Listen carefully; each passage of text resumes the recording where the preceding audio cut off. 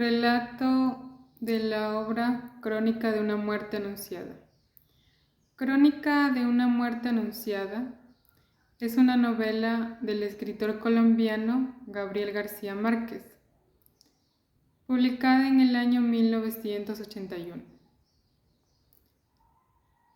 Los hechos se desarrollan en un pequeño y aislado pueblo en la costa del Caribe. Entre las familias que habitan este pueblo, encontramos a la familia Nazar, quien destaca entre todas por tener una mejor posición económica. Está compuesta por la viuda Plácida Linero y su único hijo, Santiago Nazar, un joven de 21 años, quien tras la pérdida de su padre cuando aún estaba en la secundaria, abandona sus estudios para dirigir el Divino Rostro, hacienda que su padre le dejó en herencia. Su padre, Ibrahim Nazar, fue un árabe de los muchos que llegaron a ese pueblo a hacer una vida. Y cuando Santiago aún era un niño, lo comprometió con Flora Miguel,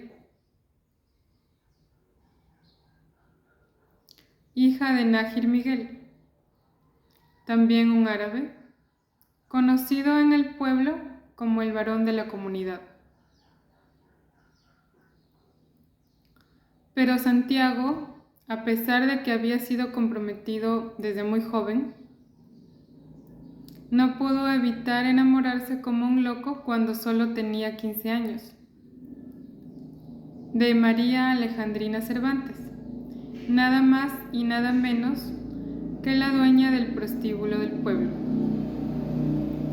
hasta que su padre se enteró y lo separó a la fuerza, encerrando a Santiago en su hacienda, el Divino Rostro.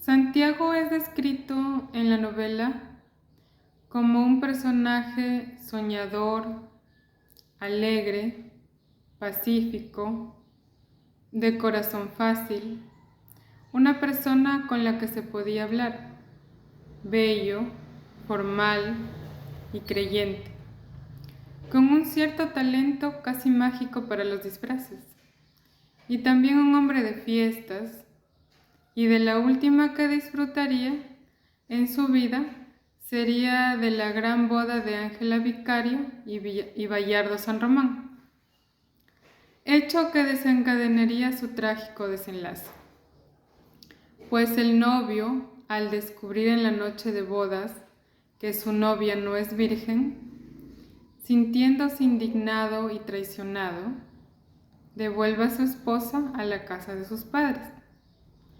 Allí, Ángela es golpeada por su madre pura Vicario e interrogada por sus hermanos Pedro y Pablo. Entonces Ángela señala a Santiago Nazar como el responsable del hecho.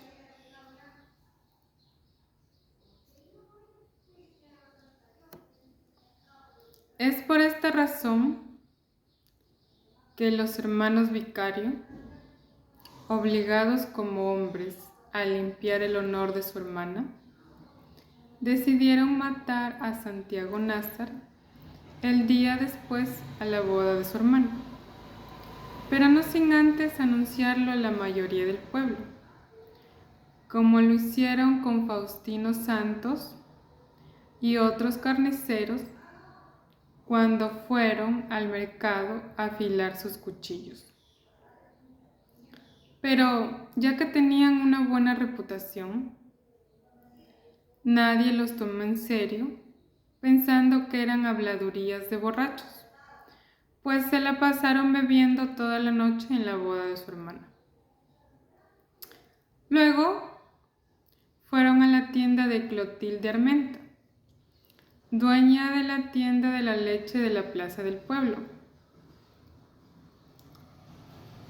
donde decidieron esperar para acabar con la vida de Santiago Nazar.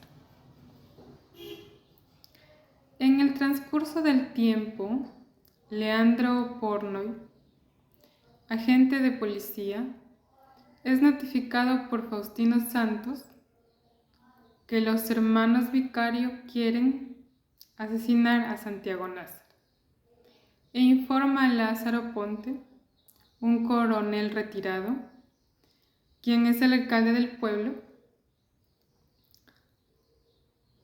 de la intención que tenían los hermanos Vicario.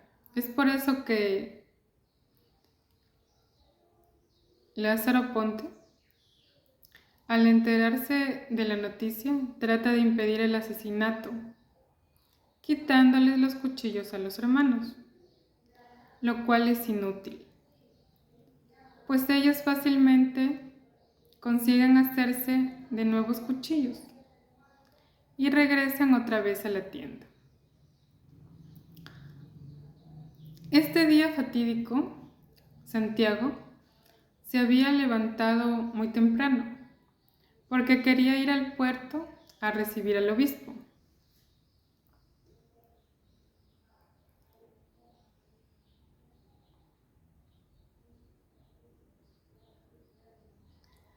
Antes de partir, fue a la cocina y Victoria Guzmán, la cocinera de la casa, le sirvió un café. Allí también se encontraba Divina Flor, su hija, a la que Santiago acosaba sexualmente, razón por la cual Victoria lo odiaba y no le advirtió del peligro que corría su vida, pues ella se había enterado minutos antes a través de la pordiosera que venía a pedir leche a la hacienda. Santiago entonces, sin saber nada, terminó de tomar su café y, rompiendo con la rutina de salir por la puerta posterior como siempre lo hacía,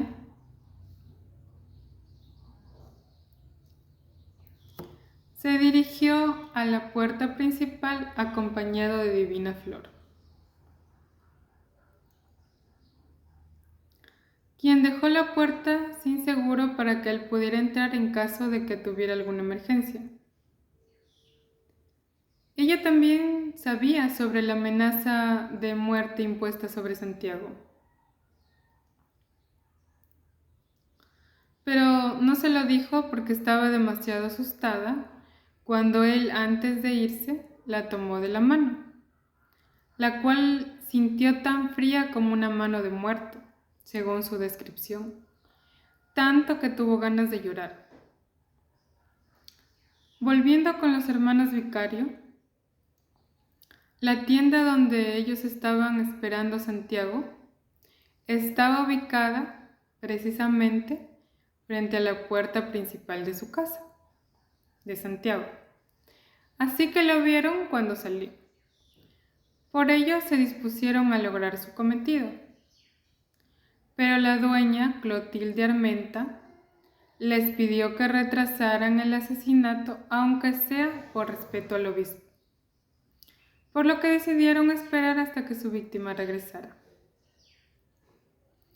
Santiago entonces fue en dirección al puerto, donde vio pasar al buque del obispo sin detenerse, lo cual lo hizo sentir muy defraudado, pues había contribuido con varias cargas de leña y gallos como regalos para el obispo. Pero fue algo momentáneo, fue una emoción pasajera que se le pasó rápidamente. En el muelle se encontró con sus amigos Margot y Cristo Bedoya. Esta primera, Margot, lo invitó a desayunar a su casa, pero él dijo que volvería después de cambiarse a ropa de montar, y tomó a Cristo Bedoya y se lo llevó con dirección a la plaza. Pero poco después tomaron caminos diferentes y se separaron. Mientras Cristo Bedoya iba para su casa, se entera por una persona del pueblo que los hermanos Vicario están intentando matar a su amigo. Entonces decide advertir a Santiago del peligro que corre y vuelve a la tienda donde se despidieron. Pero a pesar de que no había transcurrido mucho tiempo, no logra encontrarlo. Así que pregunta a la gente que pasa por ahí, si alguno vio a su amigo. Pero por más increíble que parezca, todos le contestan que no lo hicieron. A pesar de que se describe en la obra de que en ese momento toda la gente ya había estado despierta y esa calle estaba concurrida. Por lo que pensando Cristo Bedoya que Santiago Nazar fue en dirección a su casa, va a buscarlo allí, sin imaginarse que Santiago había ido a ver a su novia, cuya casa se encontraba tan solo doblando la esquina en la que se encontraba. Mientras tanto, Santiago Nazar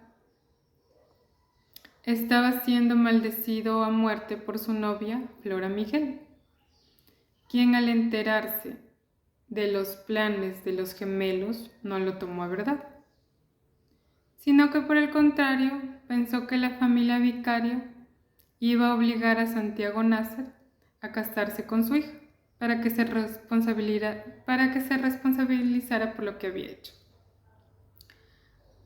Por ello, sintiéndose humillada, le había tirado la caja con todas las cartas que Santiago le había escrito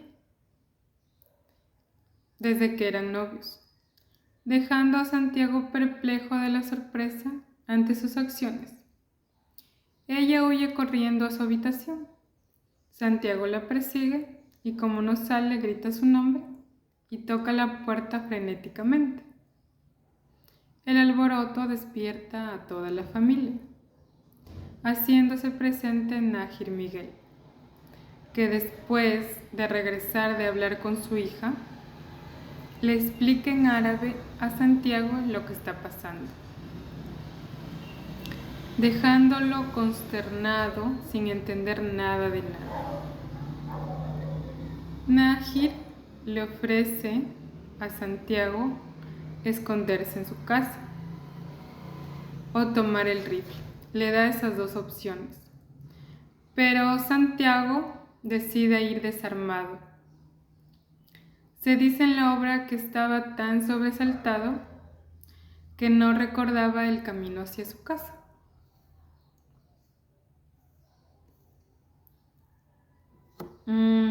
Y que dio varias vueltas por las calles antes de recordarlo.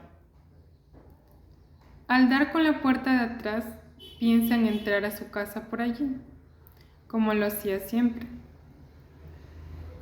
Pero al ver la principal abierta, cambia de rumbo. Es cuando Clotilde, al verlo en un intento por salvarlo, le grita que los hermanos Vicario lo están esperando para matarlo. Pero ellos le empujan y van a su encuentro. Santiago intenta escapar corriendo hacia su casa. Desgraciadamente, Plácida Linero, su madre, se había enterado minutos antes que los hermanos Vicario intentaban dañar a su hijo, por boca de Victoria Guzmán. Y confiando en las palabras de Divina Flor, quien le había dicho que había presenciado que Santiago subía hacia su cuarto,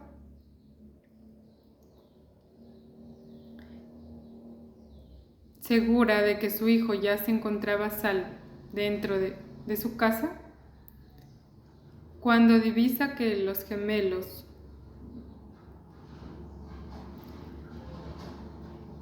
venían con dirección a su casa por las rendijas entreabiertas de su puerta, es ella misma quien, sin saberlo, le cierra las puertas segundos antes de que pudiera lograrlo. Oyendo los gritos y los puñetazos de Santiago en la puerta, cree que está insultando a los hermanos desde el balcón de su habitación y sube para ayudarlo.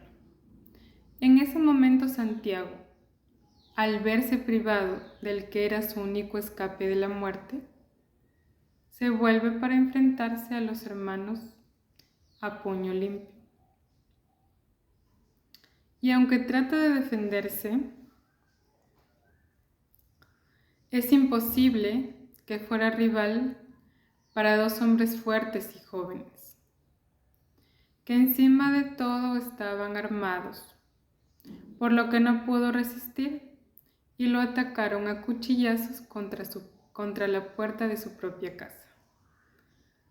Los gemelos, después de un tiempo, cansados de su matanza, intentaron acabar con la vida de Santiago de una vez por todas.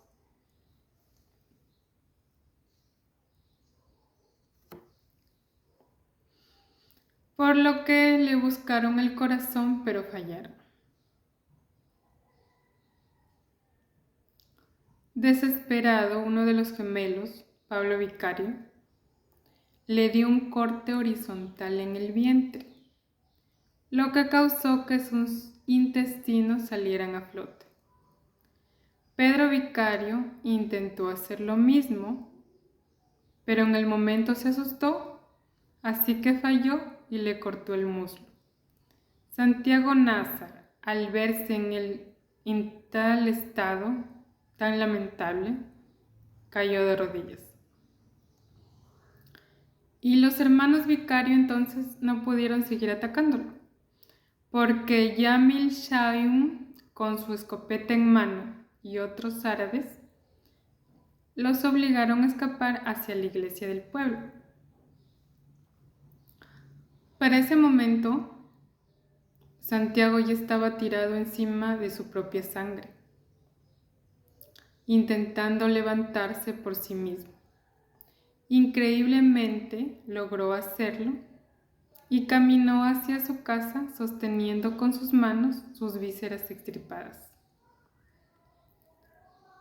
Esta es la escena que vio Plácida Linero desde el balcón de su casa.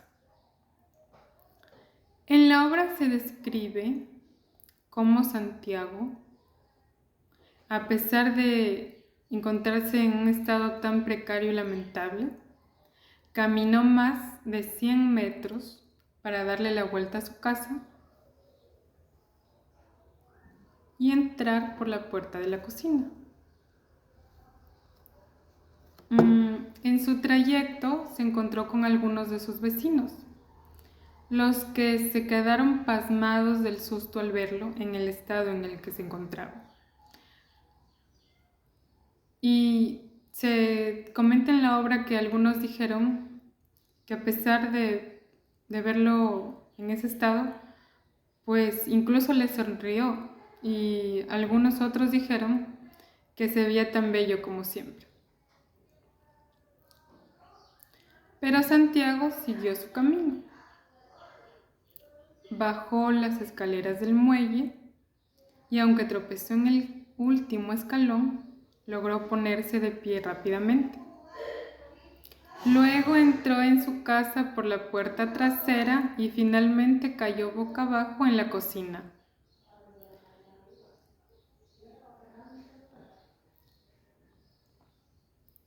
El padre Amador, el párroco del pueblo, un ex estudiante de medicina, es la persona que por orden del alcalde se encarga de realizar la autopsia a Santiago Nazar. A falta de un cirujano capacitado, pues el único con el que contaba el pueblo había partido un día antes de allí porque no quería ver al obispo. Y no siendo la persona idónea para realizar esta tarea, el padre Amador vuelve a masacrar el cuerpo de Santiago Nazar en un intento de realizarle la autopsia. Y cuando lo entrega de vuelta, el cuerpo ya es irreconocible. Además, el párroco había arrancado las vísceras y al no saber qué hacer con ellas, pues las tira al balde de la basura y creyendo que se podría preservar mejor, rellena el cuerpo con trapos y cal viva. Algo que, por cierto, resulta contraproducente, pues Santiago se deteriora más rápido, por lo que tienen que enterrarlo con antelación al amanecer. Se envía un juez instructor para que resuelva el caso, quien sospecha que Santiago era inocente, pero por falta de información no llega a concluir si el hecho fue verdad o no. Por su parte, los hermanos Vicario confiesan que cometieron el crimen, pero según ellos lo hicieron en nombre del honor, por lo tanto eran inocentes. Y se relata en la obra, se dice que ellos nunca se arrepintieron, porque estaban muy convencidos de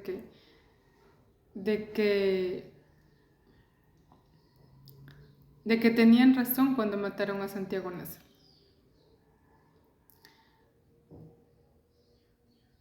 Por ello, pero aún así, los gemelos pasan 3 años en la cárcel. Al salir, Pablo Vicario se casa con Prudencia Cortés, su prometida, quien lo esperó hasta que quedó libre.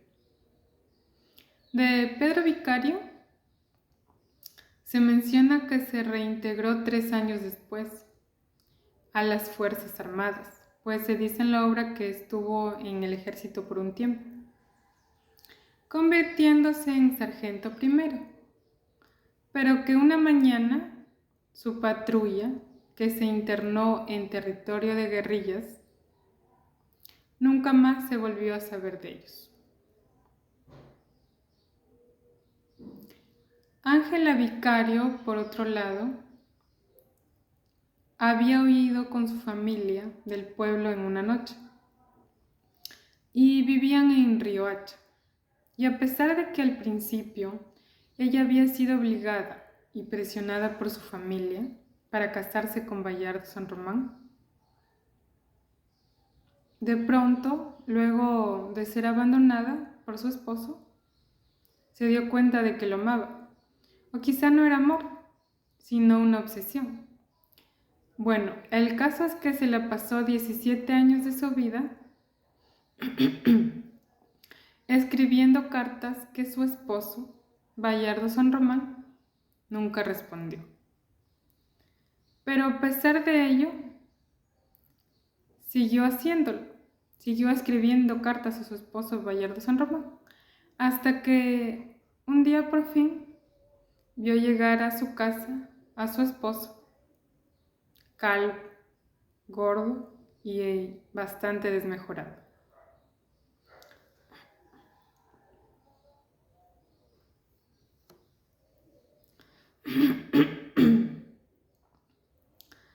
En resumen, la forma en cómo ocurrieron los hechos, tantas coincidencias, que la mayoría, por ejemplo, la mayoría de la gente en el pueblo sabía que iban a matar a Santiago Nasser y no hacen o no pueden hacer nada para impedirlo. Algunos, por ejemplo, algunos habitantes del pueblo pensaban que era imposible que Santiago no supiera, así que no les pareció necesario comunicarle a él o a su familia, en este caso su madre, que era la única. Otros pensaban, no, como lo dije al principio, que los hermanos Vicario estaban hablando cosas sin sentido porque estaban borrachos. Y otros, por ejemplo, como Santiago Márquez, la madrina de Santiago,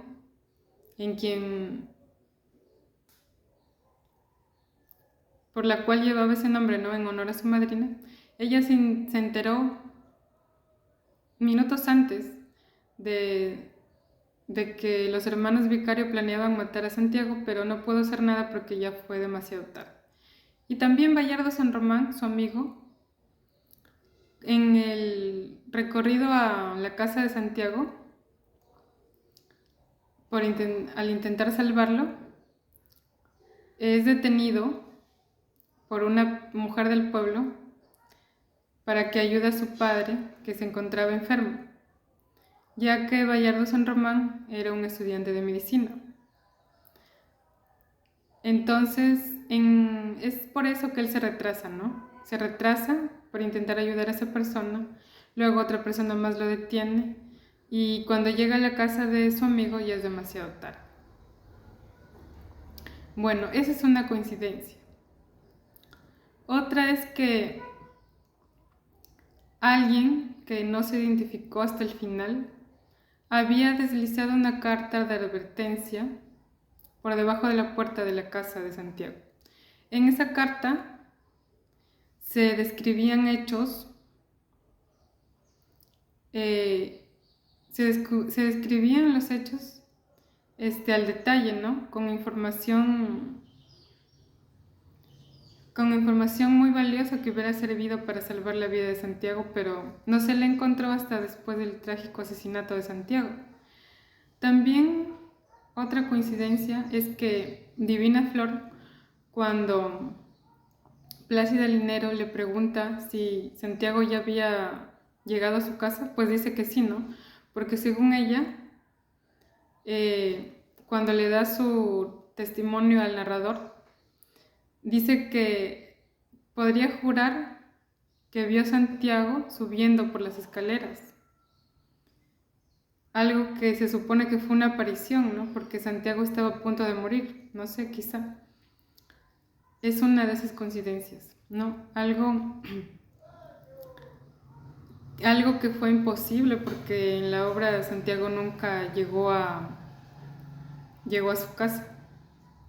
Entonces, tantas coincidencias te hacen pensar, ¿no? Por ejemplo, e incluso los sueños premonitorios que tuvo la víctima mañanas antes de su muerte, ¿no? Porque Santiago le cuenta a su madre, Plácida Lineros, que soñaba que estaba en un bosque y que caía una fina lluvia, ¿no? Y su madre, que era conocida en el pueblo por interpretar los sueños de varias personas, nunca se dio cuenta, ¿no? Que esos sueños eran unos sueños que estaban avisando a Santiago de su muerte, que estaba próxima. También le había contado Santiago a Plácida Linero, su madre, que soñaba que estaba viajando en un avión, pero solo, en un avión de estaño, ¿no? Pero ella pensó que eran sueños de buen augurio.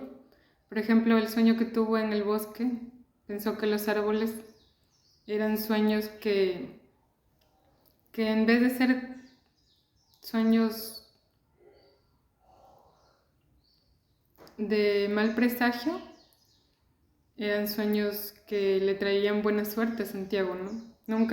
Nunca se dio cuenta que eran sueños que le estaban avisando de la muerte próxima a Santiago, ¿no? Entonces todas esas coincidencias nos hacen pensar que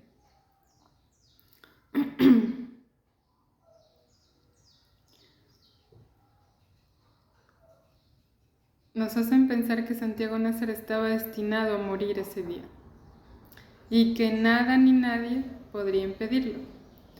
Tal es el hecho que fue una muerte tan anunciada, todo el pueblo lo sabía, pero no se pudo prevenir. El alcalde, bueno, intentó hacerlo, aunque fue inútil, ¿no? El alcalde, la madrina de Santiago, y el hecho insólito de que todo el pueblo lo sabía ese día, hasta el día que iban a matar a Santiago, todo el pueblo lo sabía, todo el pueblo estaba enterado. Pero un hecho insólito insólito fue que la víctima, en este caso Santiago Nazar, solo se entera de lo que le iba a pasar minutos antes de que todo sucediera, ¿no? Entonces,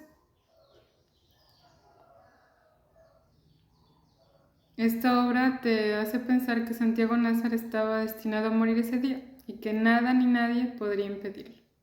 Gracias, eso es todo.